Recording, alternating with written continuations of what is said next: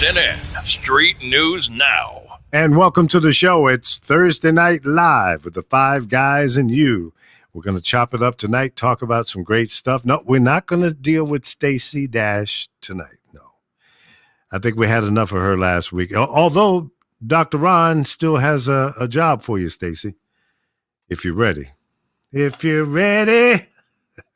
But anyway, we're going to talk about what's happening down at the border and a lot more tonight. Let's get it started. Oh, by the way, I'm Lee Michaels, and I would love for you to do me a big favor. This is a personal request. I want you to go to our YouTube page. It's called SNN Street News Now, and subscribe. We're trying to build up our subscription level here. We need to get to 1,000 subscribers ASAP. So you can help us out. Go to Facebook, do a search for Street News Now or SSN, and then Street News Now. Either way, it'll come up. And subscribe, and then share it to your friends, and give us a like. Okay? Is that asking for too much? No. All right. Thank you very much. We appreciate it, and that'll help us grow the channel. Let me welcome Francisco to the show. How you doing tonight, buddy? Another day in paradise. All good. How are you? I'm rocking, jocking, and finger popping. Hey, you know me. What you got on your plate for us tonight? It's another sad topic. We're going to be talking about gun violence in America, but not in a political way, just in a human way. Okay, all right. And let's go over to the base man. Welcome to the show, Chris. How are you? I'm doing just fine. A hearty boom shakalaka to everybody out there. On the docket for myself, we're going to talk about the following. The talk that's on CBS TV is now taking a hiatus because Sharon Osbourne has made some controversial statements. Are we seeing the mass exodus of racist comments and bullying? I'll have that when we come back to my side. All right. Well, I can't wait to talk about that one. I have some opinions about the whole Sharon Osbourne and her statement, and got her ass in some hot water.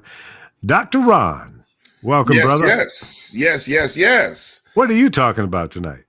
Man, I have a concern and interested in getting my brothers on the panel opinion about these children on the border. We all are parents, and I just gotta hear what the brothers gotta say about the children at the border. All right. Well, we're going to chop it up and find out what it's all about. Reverend Dr. DJ Miles in the house like a child on punishment. Now, I know you got a lot to talk about. Well, blessings. How you doing? First, again, the question of the night, how's your funk intelligence? About the same. Yeah, okay, good.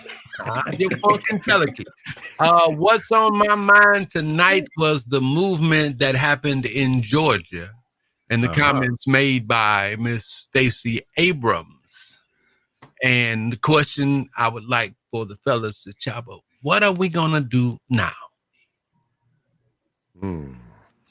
Well, there's a lot to be done. There's no question about that. And we got to make it happen. Plain and simple. All right, let's take Francisco first and chop up his topic. Excuse me, before we get started, real good, Lee, you're froze up, man. You got. I know. Okay, all right. It's you be on it, man. What's up with that? I know, man. He's like a kid in a candy store. Hey, man, he got all these toys. I be wanting them to work right, I ain't mad at you. I don't have an explanation as to why I froze. Okay. All right. But I'll fix it. Why I froze. I have no explanation on why I froze. Okay, got it.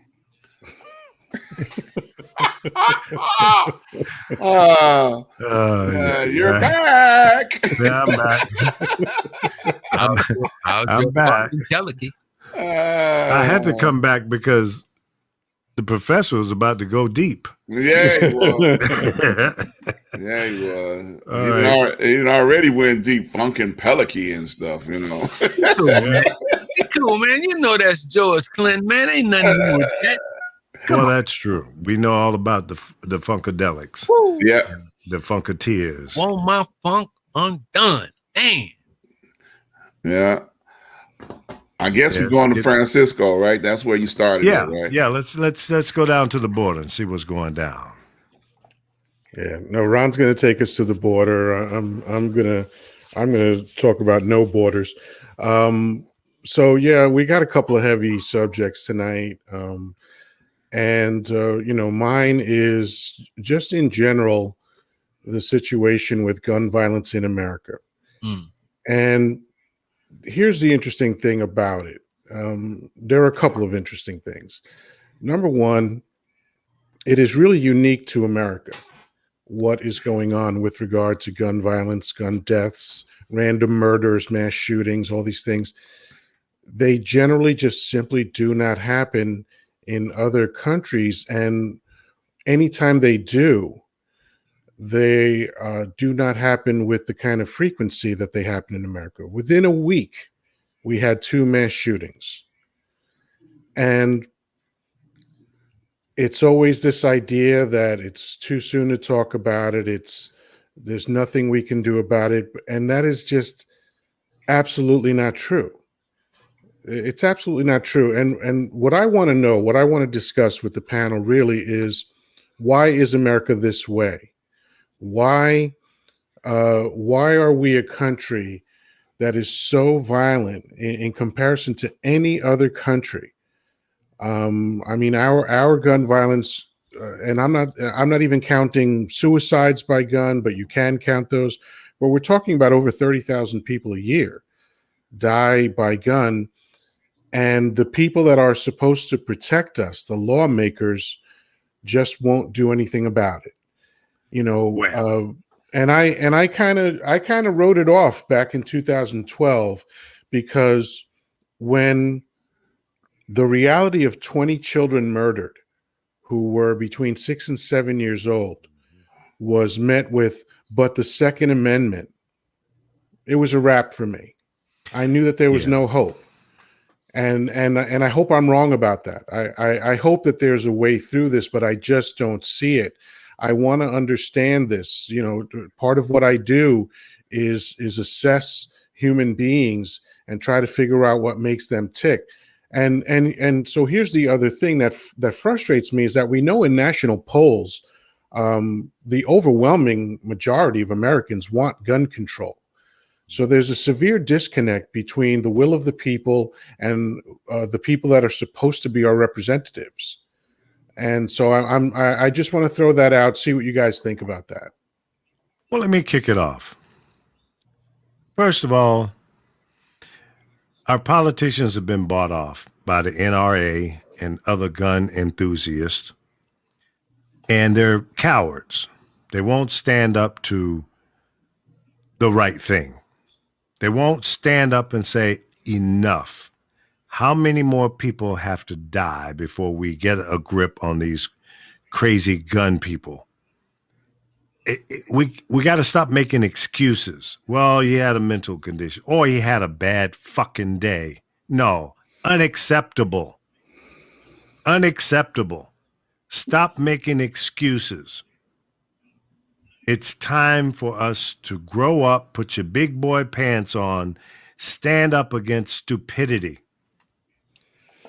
The cop that went into that grocery store lost his life. 7 kids at home and a wife. He's gone. He's history. He's now a hero. But I got to tell you, I'll tell you where it needs to start. With the police departments around this country. Because if I was a cop, Captain, you can have my badge and my gun. I'm out of here. Because it's out of control. They don't respect me. They don't respect you. They don't respect this badge. They don't respect my gun. There's no respect here. I can't do this job anymore. I'm going to go drive a milk truck. I'm out. So it's going to have to start with the police officers around the country. Start saying, I don't want to go out here and deal with these crazy people. They've got the same kind of guns that I have, maybe better. Some of them are military trained. Some are not. But the fact of the matter is, who wants a job that you got to go up against crazy people? But let me address the idea of police, because a lot of Americans don't know the history of the police department. And, you know, we're all tech heads on the show. And, you know, when you're trying to figure out an issue, you have to figure out whether it's a bug or a feature.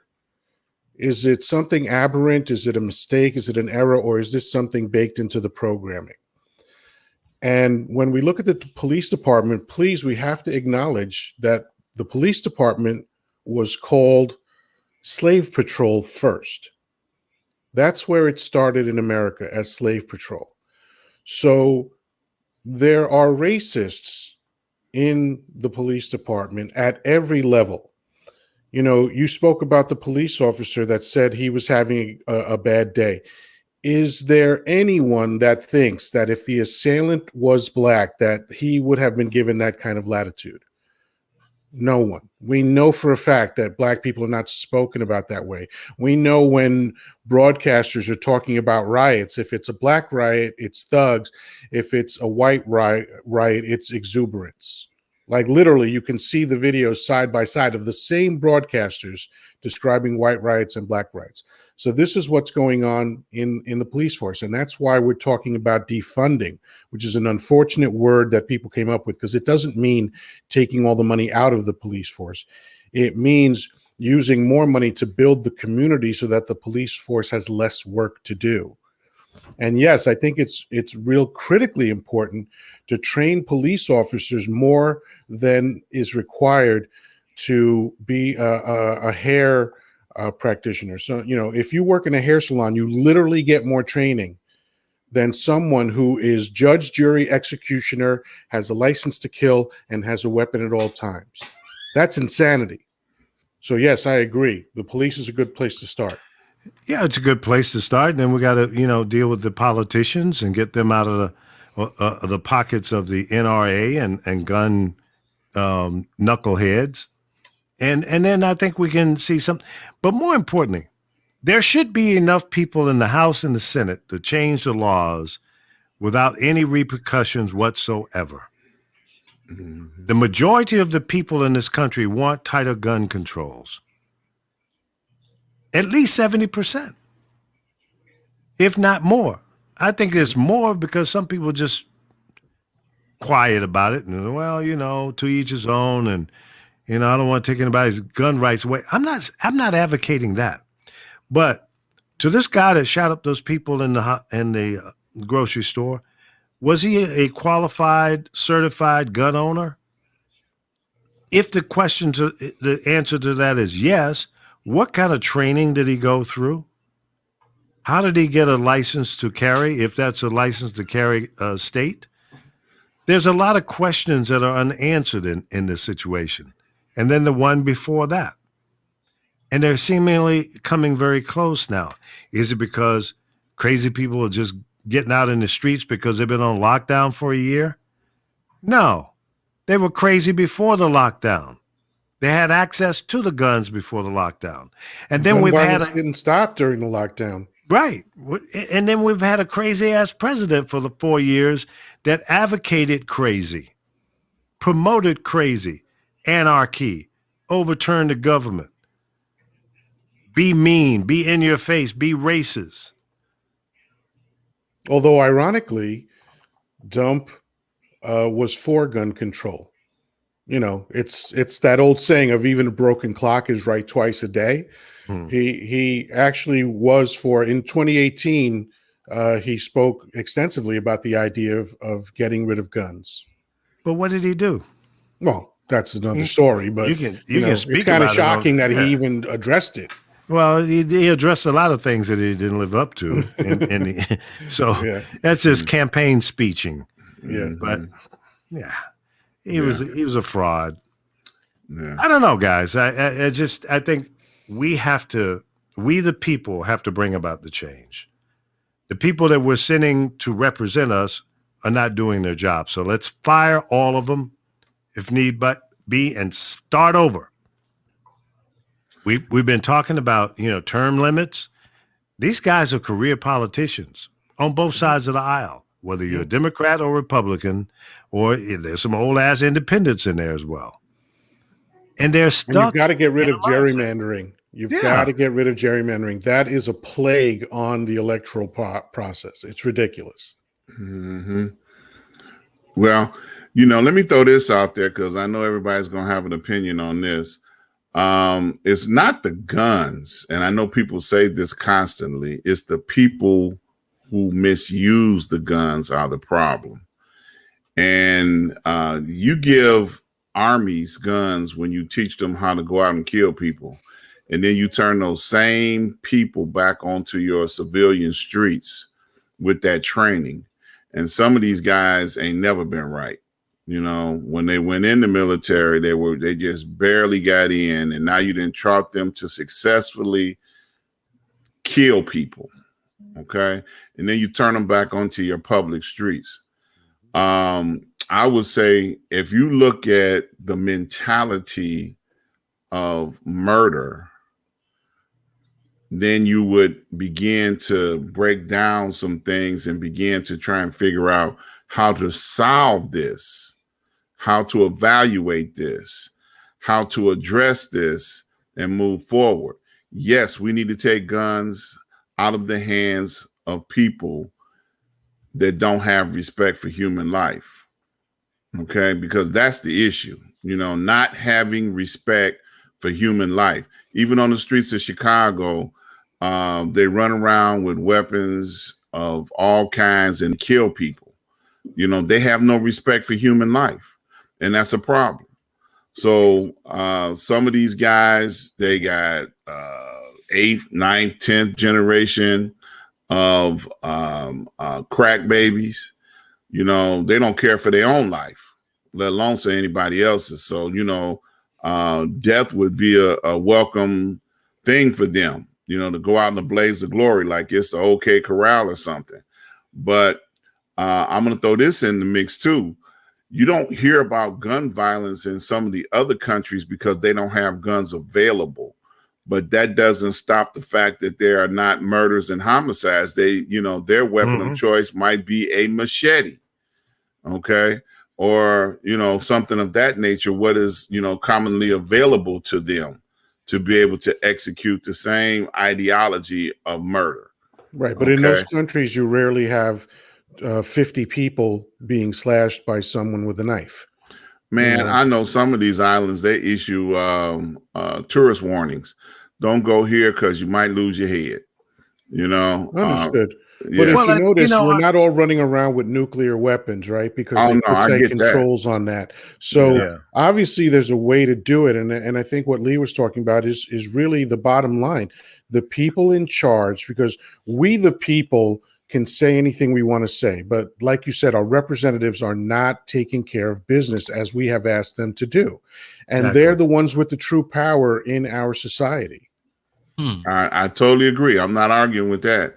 But in essence, they endorse what's going on because just like in the last couple of days, I'm gonna call his name, Cruzman, endorsing the fact that every time the Democrats, see a mass murder, they want to holler gun control. Pardon us for having a human reaction to death. And this guy is like, it's not the people with the legal guns. You want to unarm us so that the criminals can attack. That's his point. That's a damn lie, and it's another one of these fear tactics, and that's how they control the people who have these guns or thinking about getting a gun. A guy sitting in his house with 20 or 30 guns. Okay, maybe you're a hunter. I had a friend, he's deceased now. He may have had 30 guns in his house. He had 5 or 6 bow and arrows, some hatchets, some slingshots. But I knew he was stable up here, and First and foremost, he was a hunter. He would go out and shoot hogs and birds and, rabbits and squirrels and shit like that to eat. And he would go fishing and catch a cooler full of fish and feed half the neighborhood. That's a guy. That's a guy that has control of his faculties, and he's not a sick, twisted, demented fool that will pop off and go in a grocery store and start shooting people. And more importantly, what kind of gun did this guy have? One One guy had a long rifle, and I'm not sure what type it was. Yeah. They stopped talking about it. They don't want to identify because of the AK-47 or something like that. They want to downplay that because that's a scary weapon. That's a war machine. That's been standing 6 feet away from someone firing an AK-47 and an AR-15. Let me tell you something. How are you going to win? If I was a cop, I wouldn't want to face that guy. Is not a weapon for doing anything except killing people. Exactly. That's what it was made for. It's not about hunting squirrels or elk or moose or anything like that. No. It is the firepower. I had earplugs in and headphones on, and it was some of the loudest stuff I ever heard in my life. Mm-hmm. And the firepower behind these things is immense. The guns are, at the end of the day, one of two products that, when used correctly, end in death. Cigarettes are the other ones. All right. If it's an immaculate little machine with the purpose of taking human life. And I don't understand why we can't, even at the very least, treat guns like we treat cars. Cars can accidentally be used for violence. And we make sure that you're licensed to use them, you're trained to use them, you take a written test, a practical test, you have to register the car, you have to have a license, you have to insure the car. If you sell it, that other person has to insure it. If you move states, you have to re-register it again. And there are over 300 million cars in America. Why don't we just take that system and apply it to guns? And it's because politicians don't want to. We have over 300 million guns in this country, too. Yeah. I don't own a gun. Nope. How many of you own guns? No. Okay. But I used to at one point in time. Me too. I used to be a gun owner at one time. When I was a younger fella, let me just say it like that. So that was a long time ago. And I'm thinking about that conceal and carry, though. Yeah. I was in the grocery store about 3 months ago, and I went down one aisle, and this gentleman was standing there. He was looking at whatever he was looking at, product. And then when I passed him, I noticed on his hip he had a 6-shooter in a holster. He didn't have, a uniform on. He had his own gun strapped. And here in Nevada, it's open carry. I got a little nervous. Of course. I'm not accustomed to seeing that. And now you have to worry, is this guy going to turn around and start shooting people? Exactly. And I did some political campaigning here for Hillary Clinton. Actually, it was just here to register people to vote, and I was standing in front of a grocery store getting people to register. And this guy rolled up in a wheelchair with a gun in his lap. I went, damn, what's this all about? Again, in Nevada, it's okay. Mm-hmm. And I asked the guy, I said, man, why you got the gun in your lap like that? He goes, because I can. I was, okay. It might be the law, but that doesn't mean it's okay. It's obviously not okay to everybody around that person. I said, well, why don't you put it on your side? He said, well, if it's over here, I might not be able to get to it in time. I said, what are you anticipating? What are you fearful of? They're looking for trouble. His Rambo fantasies. Yeah, looking for trouble. Yeah. This guy can't walk or run, but he's walking around with a gun. Now, you could argue that, well, maybe he should have protection because somebody might try to take advantage of him in his wheelchair. We're going to rob him for his wheelchair? You're right, throw him on the ground and roll him. Yeah, the spree of wheelchair muggings that we hear about all the time. Right, what is this guy really protecting himself about? Right. It's not even about protection. It's just it's psychopathy. Yeah. Fiona says it was a AR-556 pistol purchased on March the 16th via the Denver Post. So she's saying the gun in Colorado was that was the type of gun. So even that's an assault weapon.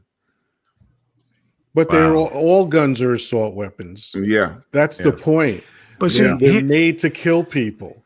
When the gun laws were created by our forefathers, they didn't know nothing about a damn AK-47 or the machine guns and stuff that we have today. Back in those days, we had muskets. You know, half the time those things didn't fire. Right, and that's where the term "blowing your wad" came from. Was muskets. Exactly. The piece of paper that you put in at the end to hold the ball in, the bullet, is the wad. And sometimes you would pull the trigger, a spark would go off, and nothing. Oh man, you messed me up. I know you were thinking 70s porn, but no, it's actually from muskets. I actually went there too. So I haven't blown my wad. Okay. Well, maybe you have, maybe you haven't. I don't want to know. I don't know either.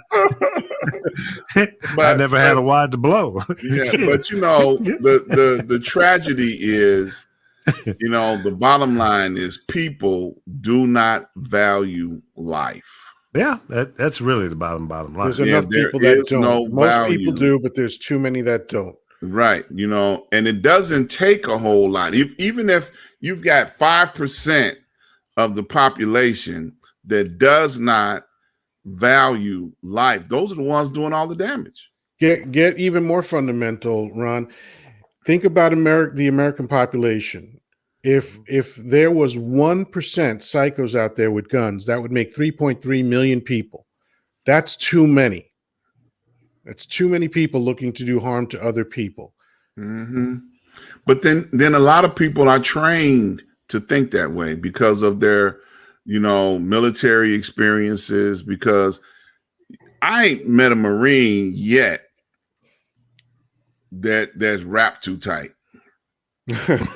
Okay, I'm just gonna say it like that. These guys are the first ones in. Clock tower shooter, he was a Marine. Yeah, you know, these guys, you know, the first ones in. And you think about it, you are brainwashed by your government to go out and die for the United States of America.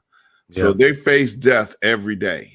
Okay, and then they teach these guys everything from killing folks from hand to hand with weapons, and then they specialize them accordingly to what they excelled in their training. But you know, you think about these guys, you pour them back out into the public. Now what? Yeah.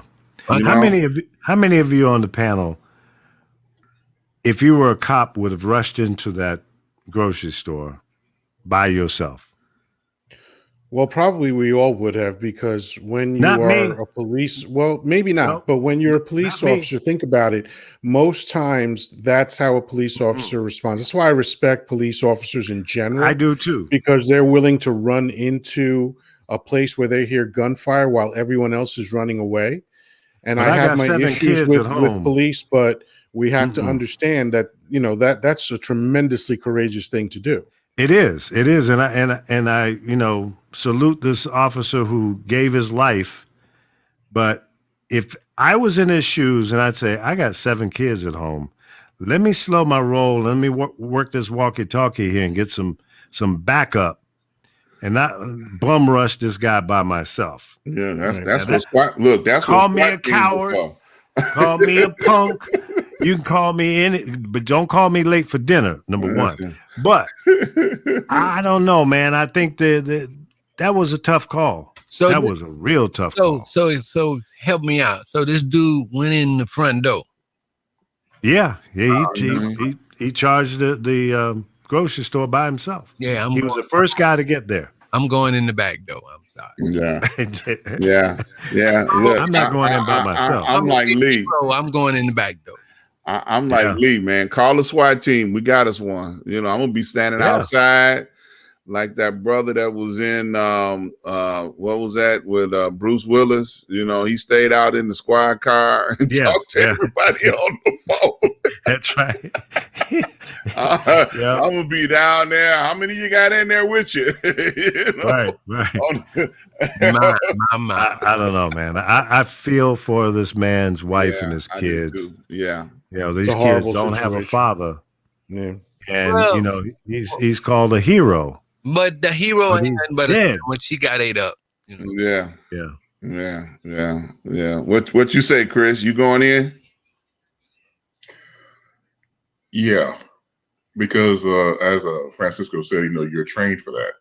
Whether you're there by yourself or whether you're calling for backup, it definitely is a judgment call. But that's what you're trained to do.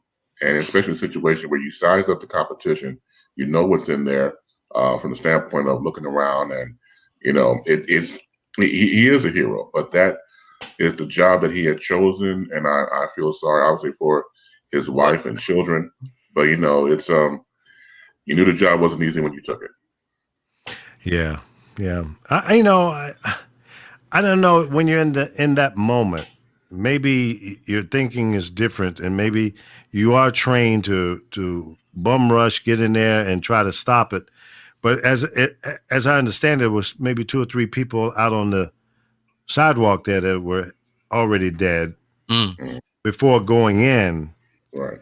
So it seems to me that maybe, just maybe, and it's easy for me to be the Monday morning quarterback here, but maybe he should have waited a moment and got some backup.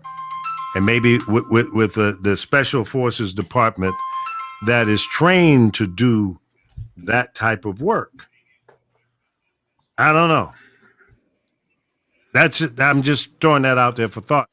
But maybe we should maybe move on to the next topic. Are we going? You guys want any more words on this before we move? I just want to say, I was taking a couple of notes. Lee, you stole one of my points. Well, you didn't steal it, but you said it. The problem, the NRA lobby, the problem, Republicans playing on the fear of people. Oh, we're going to take your Second Amendment and all this stuff. And do you know that some people with their stimulus check went into the stores to buy more guns? It was a report on that people were spending their money, part of their stimulus checks, on guns. Okay. And I can't remember this quote and I can't find it, but I think Wendell Pierce said something really profound. He said, if you want to stop gun control, he was saying something about giving black people more of the rights to have concealed and carry or something like that. And they would start changing laws right quick. Well, that's what happened in 1968 in California when the Black Panthers showed up and brandished rifles legally. Suddenly, Ronnie Reagan said, hey, we need gun control. Yeah. So thank you. So there is a possibility, but what about the fact that the children are so indoctrinated with these violent games? You got this Doom, and you got all these kind of crazy games where they're brandishing these automatic weapons, and you running through these mazes, killing, shooting, and getting target practice, all kinds of stuff. And what was that other video game that was really violent? Grand Theft and things like that. So how do we desensitize or stop our young people from coming to this conclusion that violence is the only way out? How do we get to that? Well, it's not the games or nothing like that. Well, if we won't be able to find out till we stop using or stop marketing those games and things like that. So it's a whole lot of stuff that needs to be done. And I do agree that within the next 2 years, a lot of these people that are having these particular agendas, I believe that the people are going to rise up and they're going to make their votes count. I do think that we need to take scorecards on what these elected officials are doing. And if it's their time within the next 2 years, we need to roll out their records. And people need to be constantly educated on what these politicians are doing, because when it comes to election time, they run the Fox playbook, they run the fear, and then they run propaganda. So we have to educate through this program and others how to separate that garbage from, the real reality of what you want. Don't get, as the immortal poet Flavor Flav said, don't get caught up in the hype. Well, we got a long way to go, and we'll probably be talking about this a year from now. I hope not. I hope that in the current administration and our elected officials on the local, state, and federal level will grow some balls, man up, woman up, and let's make some meaningful change. I'm not talking about necessarily taking every gun from everyone, but there's certainly some people that should not have access to guns. Agreed. And make it a little more difficult to get a license to carry a gun. Agreed. Let's, listen, my son is a long distance truck driver. He had to get a special license. He had to go to school to get his CDL. Okay. The second level is a class B in order to drive a straight truck up to 26,000 pounds or a little over that, whatever it is. You again have to go and get a special license for that.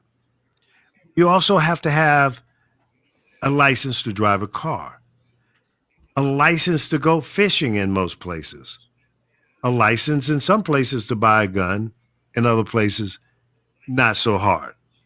I think it's pretty easy here in the state of Nevada. You fill out an application. I don't know that you have to go through any, sit down training or anything. You fill out an application. They do a quick background check. If you don't have a felony, you can buy a gun. You can carry a gun. You can go to the grocery store with a sidearm on. I don't know. I just think it's too easy. Now, there people will argue, well, if everybody had a gun, we wouldn't be having these killings. Really? There's over 330 million guns in this country, and we have these killings. And people who don't have guns are getting killed. You can say, well, if more people in the grocery store had guns, they would have taken them out.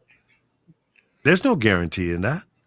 Yeah, there have been attacks on police stations. There have been attacks on military bases where everybody had guns. By the way, I just confirmed, I had mentioned earlier that gun violence didn't slow down in 2020.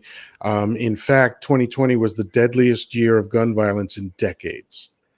Is somebody in the state of Nevada, or not just in Nevada, but here in Las Vegas, there's shootings here every day. You don't hear about it, but I have an app here that breaking news in Las Vegas.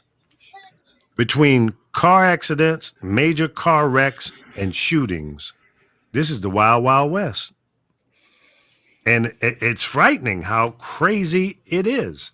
But anyway, let's change the topic here. Let's go south to the border and talk about what's going on down there with the children and people trying to run away from a bad situation, coming here for the American dream. Yeah. Now, this is something that kind of pricked my heart severely when I started listening to some of the interviews that were taking place in the situation with the border. Now, I know everybody on the panel, they wear the title of father, and they've had an input in their children's lives, whatever that input may have been.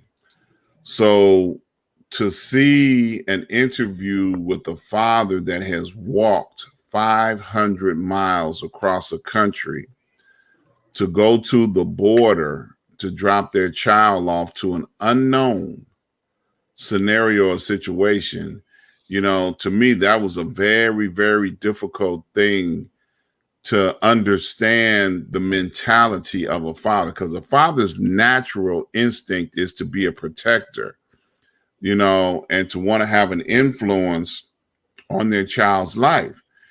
And it's just very, what they are running from and what they have come from had to be far worse than anything that they can imagine that they felt like they cannot protect their child in that scenario or that situation anymore. And they came to the border and says, okay, here, take my child. Now I listened to the press conference today. Some of these children, when they come across the border, they have phone numbers on their, person for relatives that are already in the United States, with the expectation that the United States will reach out to them and award them to their relative.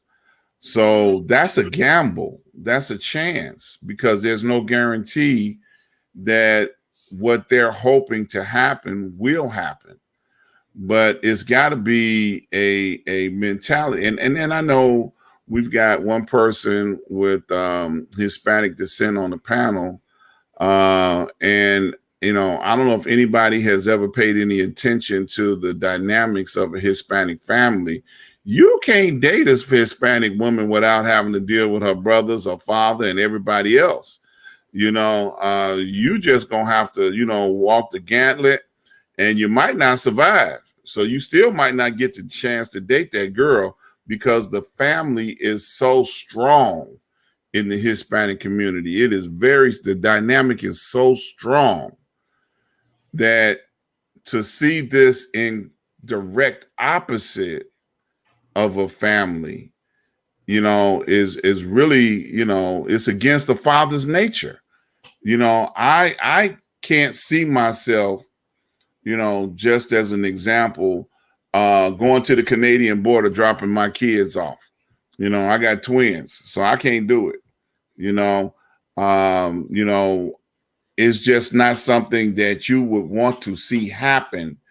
I'm going to go to Canada, drop you off at the border, and not ever want to have a part of your life from that point going forward. So it's a hurtful thing to see. But I also know that, they had to feel like they could no longer protect that child going forward. And, the fathers on the panel, I throw it out. I don't know. Am I the only one that feels that way?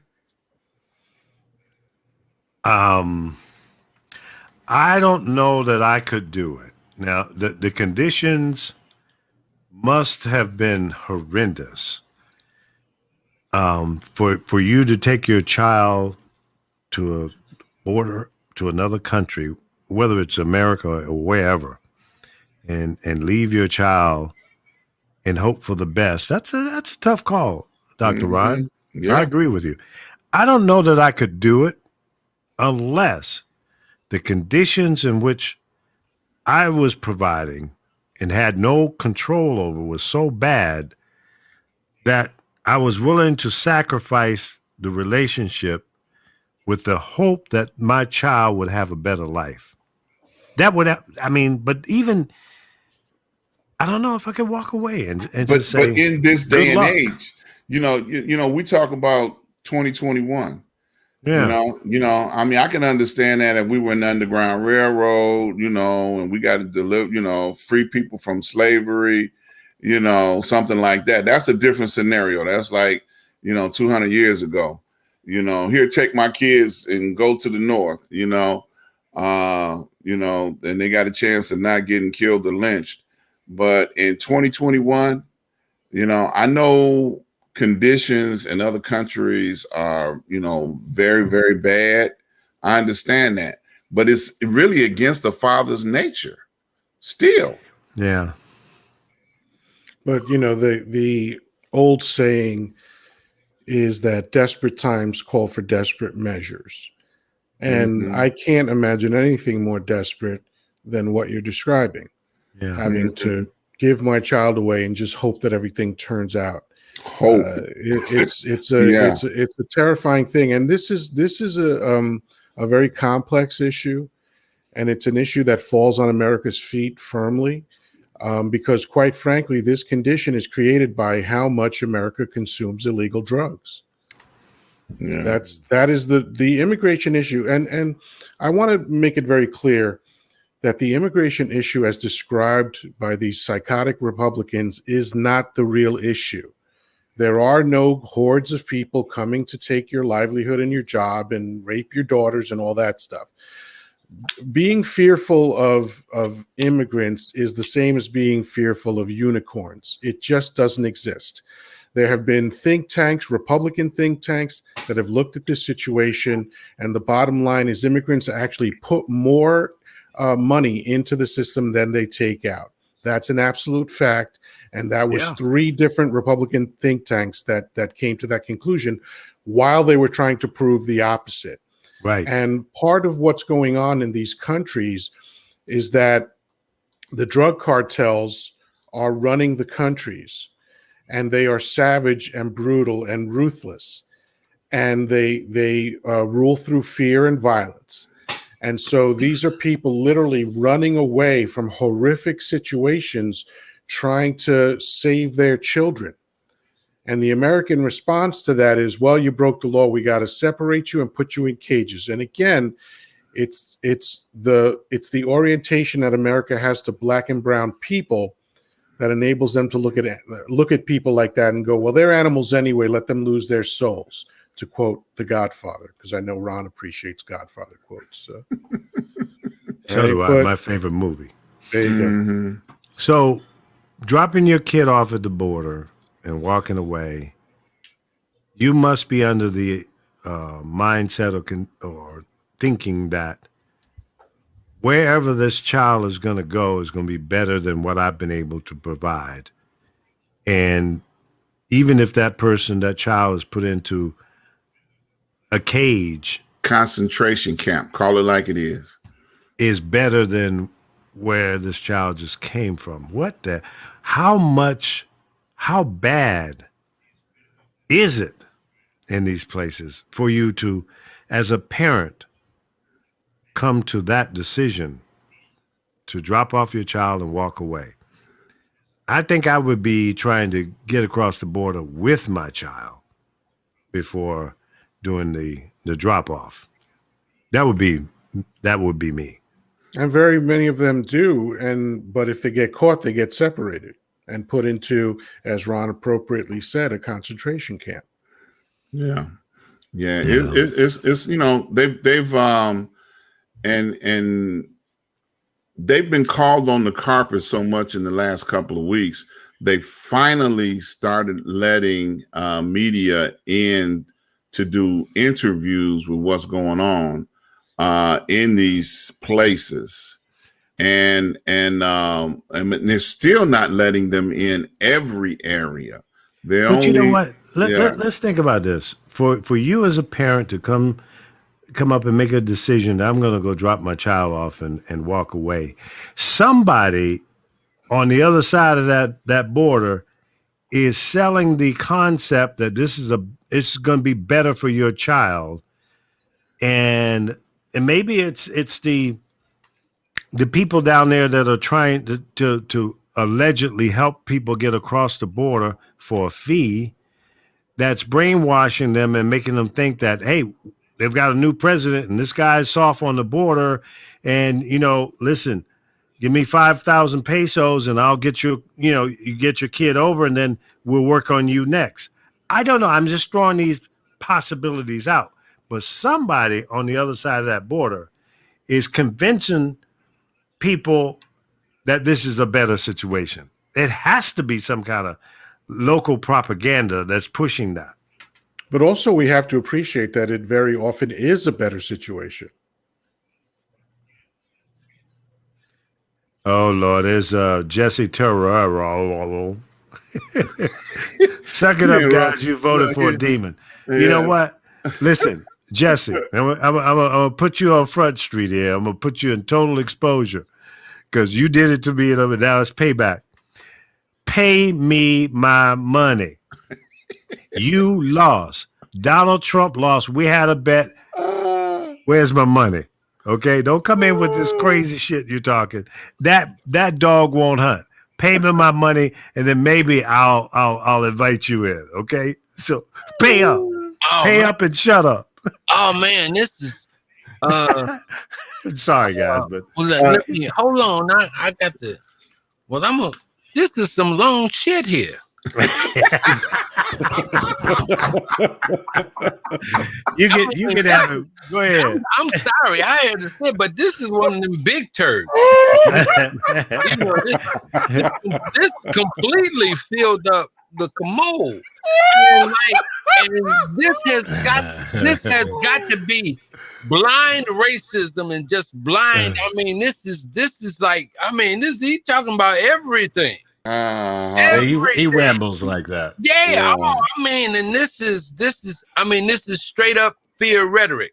Yeah. This cat is done ingested in everything. So I'll put on my reverend hat, and I just have to pray for this brother, because this one, I mean, he naming everything, and it's like these people, it's like the immigrants are responsible for all of this. But here's my question. This is a land of immigrants. Who got the right to say anything over anybody else with anybody else at any time? I mean, the immigrants came over here and stole this country. They were thieves when they got here. Mm-hmm.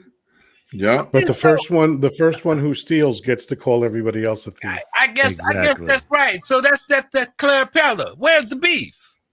Yeah. Where's the beef? How soon we forget. And that's the problem, you know. Yeah. There are people here that have certain privilege, and they want to talk about history, but then there are certain parts of history they don't want to remember or speak of. Well, just back to the matter, he let all his shit out. I tell you that. Yeah, and just because his skin is lighter than the indigenous people who was here already, you know, he doesn't even count them. You know, he just feels like, you know, he's the only game in town, right? Oh no, we were here first. No, you wasn't. You know, like the professor said, you know, you came allegedly in peace and then wiped out nations. Yeah. Nations of people. And, you know, and 45 abused his office when the border, you know, shut down. And today, you know, Biden said that I'm not going to look at a starving kid and send him back across the border where he came from. I'm going to feed him. I'm going to try and make sure he's okay, because they're kids. They haven't done anything to anybody. Now, you know, if you think that they're selling dope at 5 years old and killing people at 5 years old, you know, that's just, you know, hatred, you know, to even think like that about a kid. They're kids, okay? You know, yeah, man, you know, these kids coming because their parents told them, go across that line, okay? They're doing what, you know, the last thing that this kid's ever going to remember is that my dad sent me to what he thought was a better place, period. Nah. And that's why the Irish, the English, the French, the Italians, the Russians, the Germans, and everybody else in Europe came to America looking for a better life. And it's the same thing that the people from Guatemala and Mexico and wherever they're coming from, doing the same thing. What's the difference? The difference is it's not you. It's not your family members. So you have no sensitivity. And because you've been here and you've been in power, that you think that you can look at things differently. But your forefathers, your great grandparents or great-great-grand or whatever, came over here the same way, looking for an opportunity. Most came over here with a paper bag and maybe some underwear in it and a T-shirt and whatever you had on your back and a handful of dollars, and you came over here to try to make something of yourself in the new world. Mm-hmm. Many of you were very successful. Some of you were not. And so nothing has changed except it's just a different day. It's a different time. You know, and people are coming here differently. You know, Lee, I'm glad you said that, and I agree. I concur. Dr. Ron, I agree and concur. You know, brothers, men, you know, when you can fend for yourself, and then you can eat, but then you realize that you can't feed those children or you can't provide for them. Yeah. You know, it's also our nature to book. We gonna leave. Mm-hmm. You know, we gonna put it up to hope and chance that happens. So I kind of agree. I'm kind of like in the middle on both sides. Cause how you gonna go back and you doing what you doing and look at these children and you starving and they starving. Yeah. How you gonna do that? Well, 'Cause it's not you. the thing about being a It's not father, them. when you're faced with that decision, it's not the easy decision, of course, to make. And I think in my situation, I would not do that for my children. Your children and my children stick with me. You belong to me. You belong to me. You belong to your mother. You're sticking with us. And we just have to do the best we can and ride this whole thing out. And so again, see, the politicians and people involved in government have done a very great job of taking the human factor out of it. And what I mean by that is they don't think about themselves or other people when they think about families being, separated, put into cages. They don't think about themselves or their wives or children because it's them versus us and vice versa. So I have nothing to do with that. In the human condition, you should. We're coming up on Easter. One of my favorite movies coming up is The Ten Commandments. No offense to Charlton Heston, but Yul Brynner is my man. Yul Brynner playing King Ramsay is my man, 50 grand. So there's a scene, obviously, where Moses tells the king, if you don't listen, every first male in every household will be dead. So what do? He ignores them, and all of his soldiers, their first soldiers sons are dead, and then his son dies. And then he starts to get it. Now, if he listened prior to that, it would never have happened with the deaths of the first male son and born in every household. My point is, you need to have the human condition that we all share, that we all should have the mindset of, you know what, that could be, again, my daughter or my son or my wife or my relative. But again, when you just completely dehumanize and don't even think about that, that's why you have issues now. If you have people thought that way, all this stuff would never have happened. But unfortunately, they cut themselves off, human perspective, because they know that if they box them in the corner, you're going to get a different answer out of them. They're animals anyway. Let them lose their souls. Yeah. Yeah, that's deep. Yeah. I mean, what everybody is saying is from the heart of a father. You know what I'm saying? The instinct and the nature that's embedded in us anyway. To go against our nature, to go against what's instilled in us, is very difficult to do, and I'm gonna say I applaud Candy for cussing. She said, "This nigga here, get the fuck out of here." Go ahead on, Candy. Speak up for the women. I love it.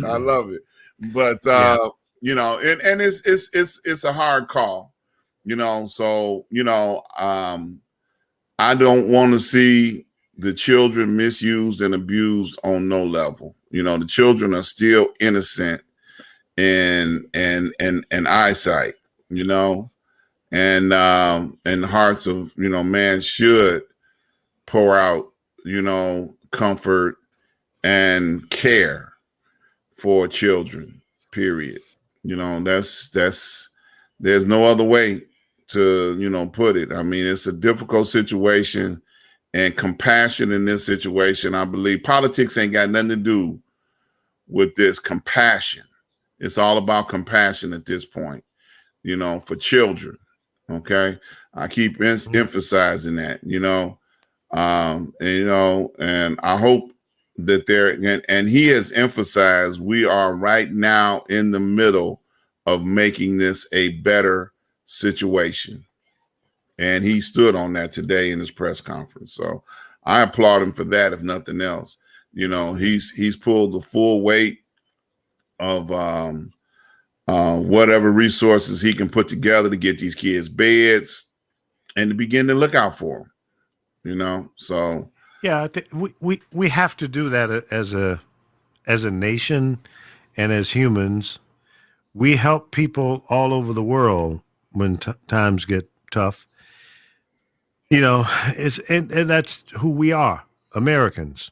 mhm. And sometimes I think that, well, maybe we should have other countries do more and save themselves, but sometimes they're not in a position to do that.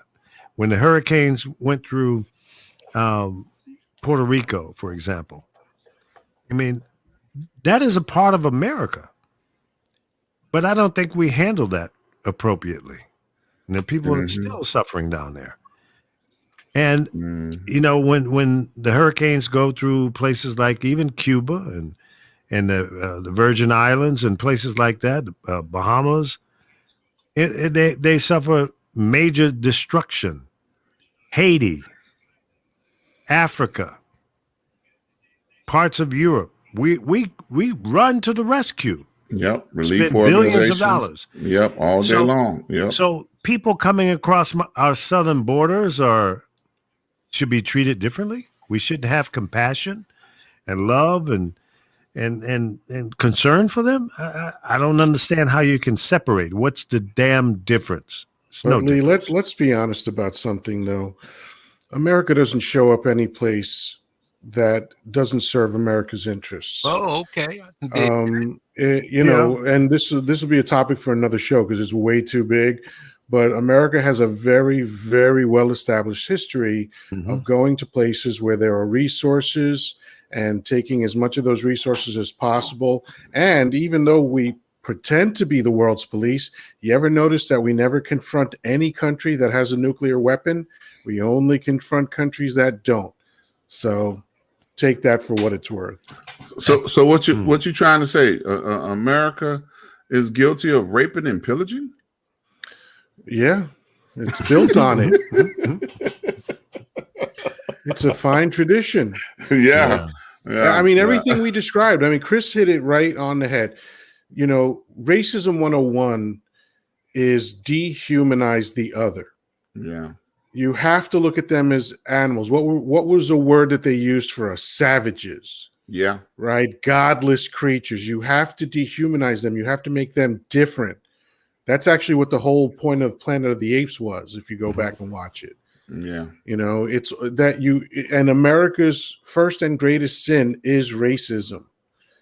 And that's why most of these stories can be easily bifurcated between what affects white people and what affects black and brown people. Yeah, that's true. All right. Well, we should, and I'm sure we will have a more discussion about this particular topic, the sadness going on down at our southern border with kids coming over here without their parents. And wow. I can't process that whole thought. We have another interesting situation to talk about. Chris Bass, you picked a good topic, and I got a lot to say about it. Go ahead, set it up again for us. Well, thank you so much. So here we go. So Sharon Osbourne, the CBS talk show, The Talk, and the whole show be put on hiatus because the comments she's made, not only on the current program, but also in the past. This is the same person who decided to go on social media to back up her friend Piers Morgan out of London there. Piers Morgan, of course, is a very popular host who does not care for Meghan Markle so much. And he's been on a tirade with her since, I believe, since he couldn't get enough from her, to be honest with you.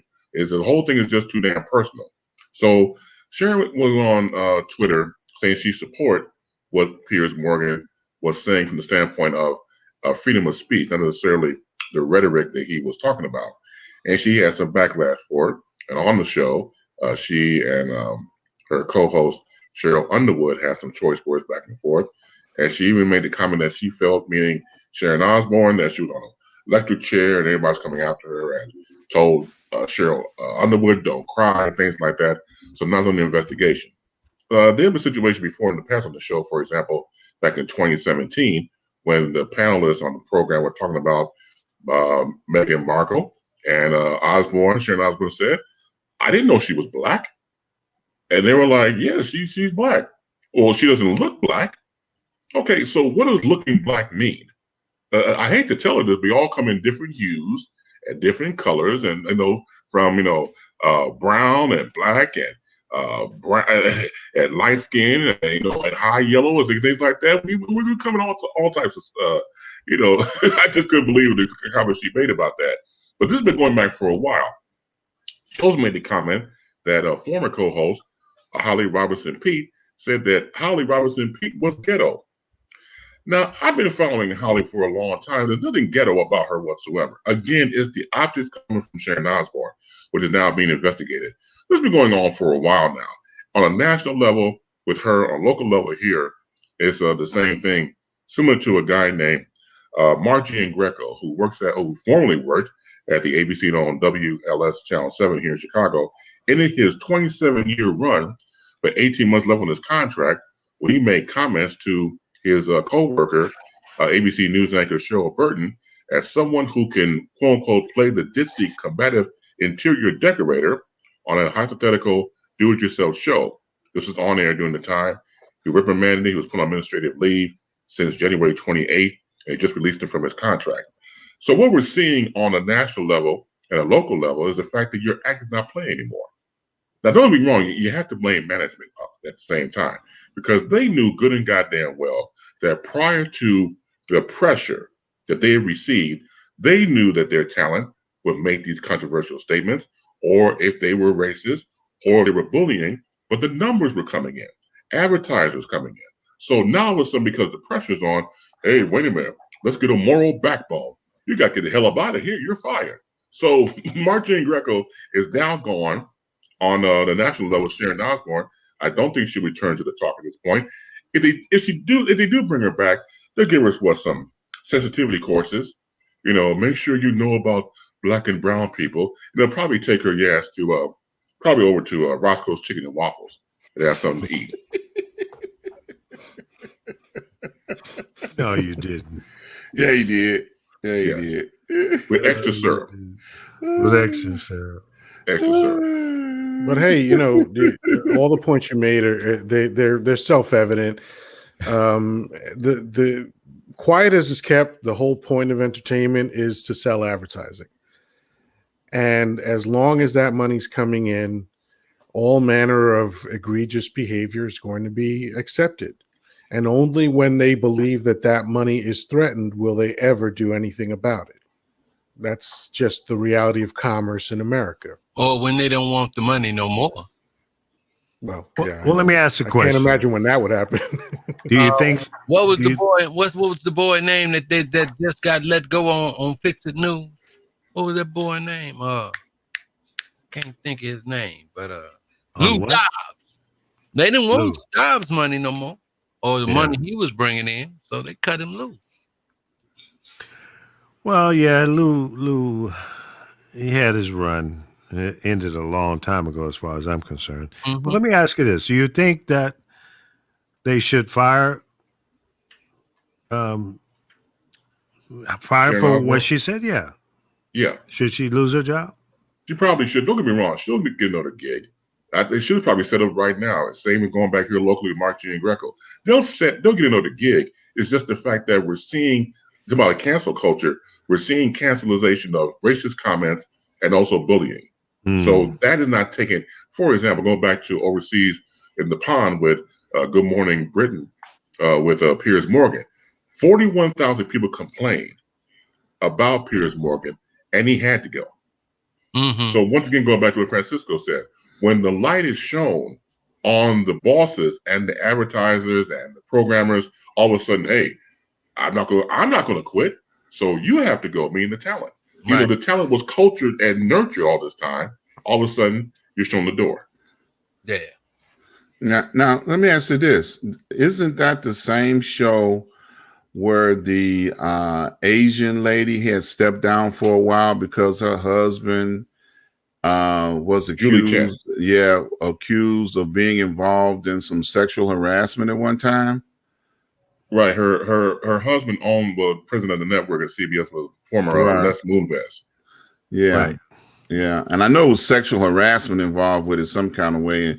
And she just felt like it was best to step down at the time she did, because of, the shadow that was on what was going on. I think they had like several anchors or something that had been accused of some sexual harassment of some type. Well, that'll be a whole separate issue. I mean, this what they're doing right now with Sharon Osbourne is trying to string these back-to-back comments together. Yeah, but what I'm trying to say is the show itself has had a dark cloud over it for a while. Oh, big time. Yeah, big that's time, that's the point where I was Quite a going bit with of that. controversy. Yes. Yeah, even going back to the when they changed the black character in the cast, because when the show started out, they had a different lady comedian, and then they didn't like her, and I think it was Jackie Chan that ordered her off the show, and then they came up. Was that Sherry? Yeah, I think it was Sherry Shepherd. Yeah. Was it Sherry Shepherd? She was the first one. And she then she was on The Talk. I know she was on The View, but now I know she's on The Talk. View. Yeah. But it was another African American lady on that show, and then they moved her out. You talk about Aisha Taylor? Was it Aisha Taylor or? Yes. Oh God, I can't think of her name. I can see her face. But you understand what I'm saying is that they move people in and out interchangeably, different cast members, to fit a role that they so-called character, that they want to fit into that cast. Oh yeah, well, they all do that. I remember Aisha Taylor. I remember she left because she had other projects to do. No, this one was a straight up firing. This was straight up firing. So yeah, she was a comedian. The one from Chicago. Oh God, what is that girl's name? I don't know. I don't watch those shows. Yeah, I'll have to think about that one for a few minutes. I'll shout it out in a minute once I remember what her name was. But she was in that the black character role at one time. Mm-hmm. The black comedian. Yeah, go ahead, Reggie. I see that look on your face. I'm just being cool, because I'm gonna be cool on this here. Uh-huh. I'm gonna yield my time. Y'all doing really good. y'all doing really good tonight. I don't have to do too much of nothing. Uh-huh. So that's all right. Is it my time to hit it or what? Hit it. Okay, because y'all know my focus is, my question is, what are we going to do now to counterattack Jack Crow, Jim Crow's brother, Jack? So what are we going to do to attack the voter suppression that's going on in Georgia and around the 43 states and the 43 other states? So what do we do? So I'm waiting to hear from the voting rights or from the I should call it the voting law activists, or what are they going to begin to do to start educating African Americans and other minorities of their right to vote? Because we're talking about a democracy, but yet you don't want to let everybody vote. The only way, and one guy, one senator or one politician said the only way we can win is to make sure that not all the Democrats vote. And that's because their party, the Republican Party, is shrinking. Okay. Even if everybody voted straight up, they can't win because they don't have a big enough voting block. Well, that's really terrible. So that that should be an indication that it's time to change, and it's that you need to rethink and come to the table and renegotiate some of your ideologies. No, they can't do that. Oh yeah, I know, but and that's the sad thing, because you can't expect the country to go forward and you're staying as an anchor in your position. Mm-hmm. You understand? Or you putting more weight on your position, which is, you listen, you can't keep making, I don't think that the white males that are running this Republican Party and some of their females should have the right all the time to make all the money the way that they want to make the money.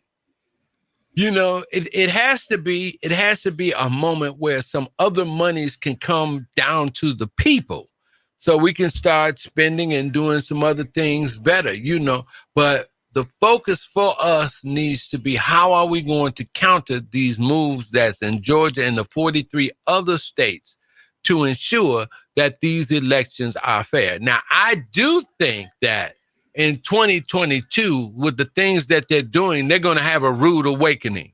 I do believe that what they're trying to do is going to go against them, and especially in Georgia. And I think that if this woman, Miss Abrams, runs again, she's going to win this time.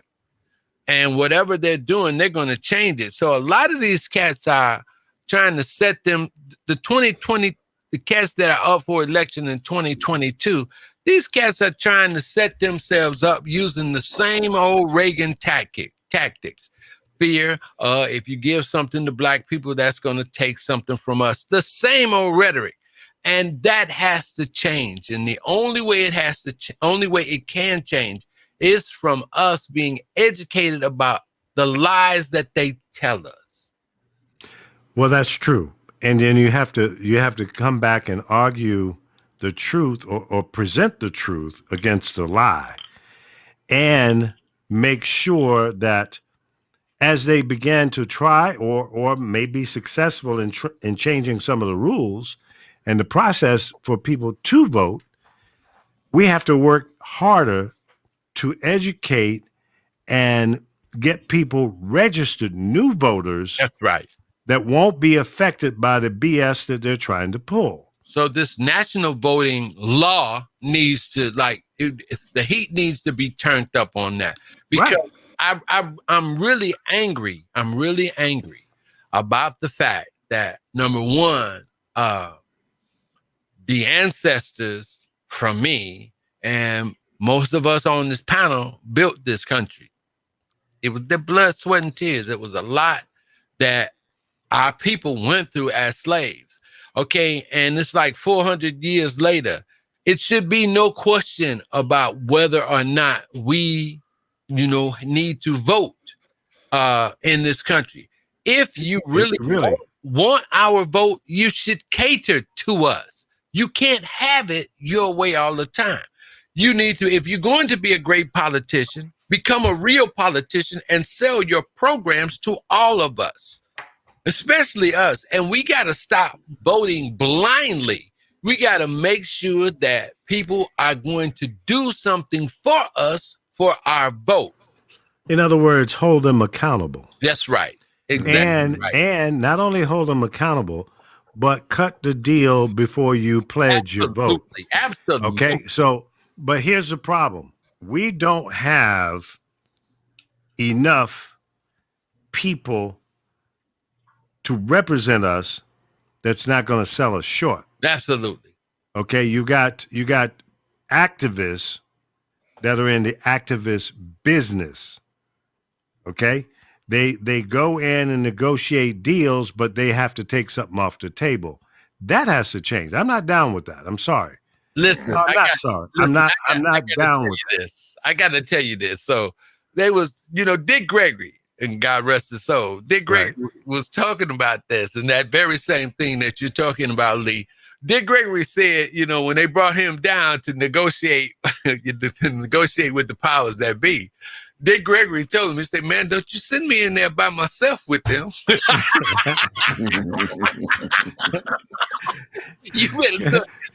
couple of y'all better come in there with me, because if you send me there by yourself, you might not get nothing. Right. Because I'm going to get it all. Yeah, because that's the thing that we do have to be leery of and hold accountable our so-called leader, our so-called leaders.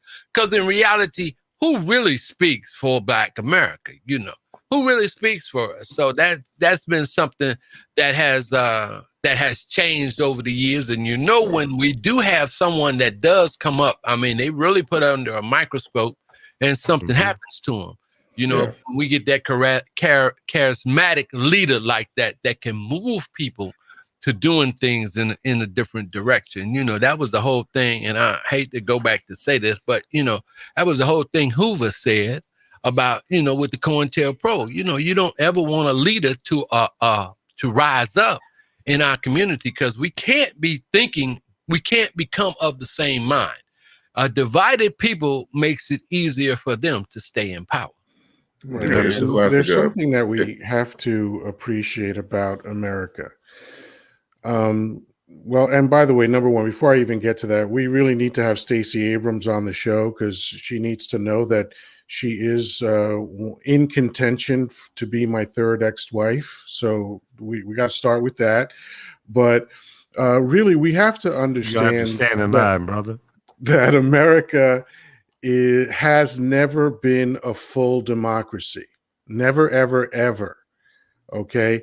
Right now, the steps that have to be taken to even begin to address that is get rid of redistricting, get rid of gerrymandering, get rid of the Electoral College. The Electoral College was brought about to appease slave owners. Okay, let's revise that. Let's actually have one person, one vote. Until America has that, it's not going to be a democracy. Yeah. Now, speaking to what Reggie's talking about, it is now on the shoulders of the federal government to present legislature and turning it into a law that will stop the states from being able to adjust voting state by state to their benefit. And to do that, we have to get rid of the filibuster. Yeah, well, you know, it's on the feds. It's on their shoulders now, you know, because, you know, if Georgia being the first out the gate to, you know, manipulate voting and voting rights, you know, they're just the first. You know, there's going to be other states that are going to follow suit. So now it is firmly planted on the responsibility of the federal government to step out and say, hey, you know, we're going to have a uniform voting code and law across all of the states. You know, then that will not be allowed to go unchecked, or, you know, will not allowed to be able to continue in the direction that is going in now. Now, let me ask you this. That means the states are going to have to give up their power in the voting process, and it becomes more federally controlled. Good luck. Well, when Florida, Mississippi, Alabama, South Carolina, Georgia, Tennessee, Arkansas, Texas, Oklahoma, and a few more, do you think they're gonna throw in the towel and say, yeah, let's join this national voting rights consistency that all states have to go by the same rules? Ain't gonna happen. So what you're trying to say is going to be a split right down the middle? It's going to stay the same. It's going to be the North, North United States, and then the South United States. Didn't we have that once before? It ain't going to change. I don't think I'll see it in my lifetime. And I'm not proud of saying that. But the fear among Southern whites, primarily, are not going to let that happen, because the people in power now are going to convince them that that's the worst thing in the world for you. Yeah. If you give up your power as a state to set the voting process the way you want it, it's not going to work out for you. So that's what they're going to be told. So So there has to be a mass movement among black people. I mean, black people really that's something we really got to stand up and put in, stuff for. It's really got to go down. It's got to be the largest people movement that has been seen. You cats, I really want to go there, but I'm holding on. I'm really holding on, but because this is, excuse me, this is really crazy. Yes. Those cats, and it's all about power, and it's all about them. Totally. That's all it is. And maintaining that vector of power. But if you want me to do better, okay, I cannot continue to being under your thumb or under your foot.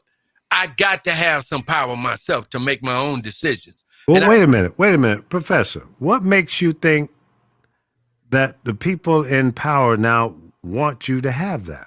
I know they don't want me to have it, but if you listen, this is not going to stop.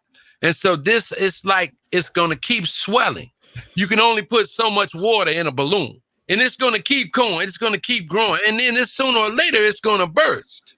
It's going to burst. The French did it. There's been revolutions, throughout history, but people come back and say, well, enough is enough. You understand? And plus, and one of the things is that, as Marvin Gaye once said, they're going to have to give it up because they're shrinking in numbers. They're not going to be, no matter how much they cheat and whatever, they don't have enough people. It's more people of color here that's going to continue to get here, and it's going to it's just going to change the scale differently. It's going to come out to be something different. So I don't know, man. They got to make it so we can do, as in the Bible, let my people go. We have to be able to do some things for ourselves and stop having to go do things through them all the time, because they feel like they got to control everything all the time, and I'm just sick of that. I'm just sick of that. Just let me alone, man. If you just stay where you are, I can make it.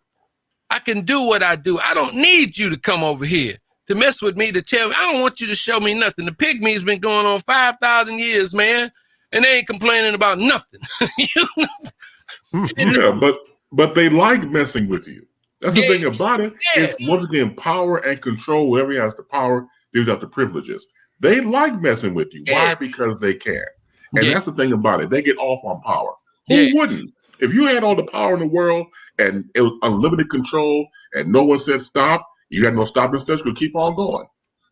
The thing about going back to music, and I know Professor would appreciate this, probably one of the best titles of any rap album I ever got my hands on was Fear of a Black Planet. That has so much connotation. When people fear us, when we gather in numbers and strength, and we're all the same mindset, going back to what the panel just said. It's a beautiful thing. It's a strong thing. People fear it. They don't want it. It's classic divide and conquer, keep everybody separated.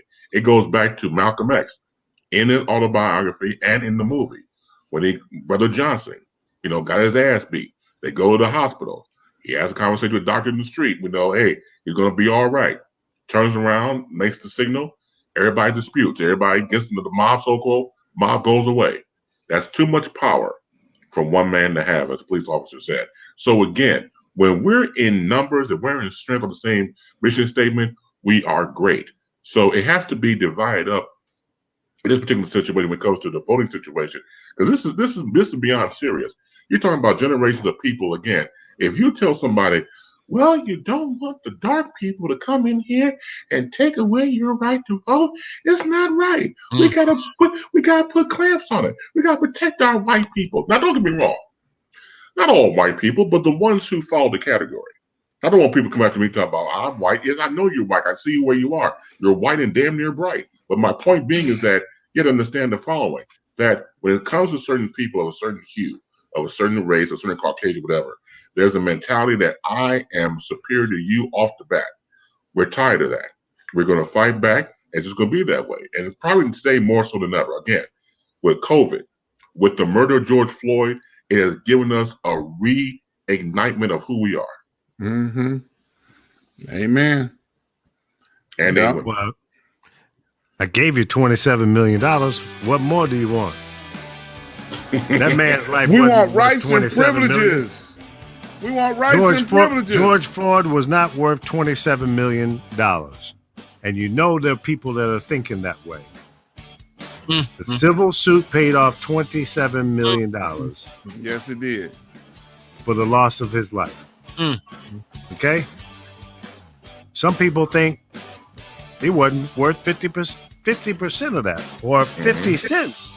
He wasn't worth those counterfeit dollars they claim he had. Man. That's the sad part, and that's what we have to grow up beyond that. Well, it's one We thing. all have to be free and humans. Everybody. Amen. Even killed. Next week, folks, right here, same time. Yes. Five Guys and You on Street News Now. Good night and thank you. SNN Street News Now.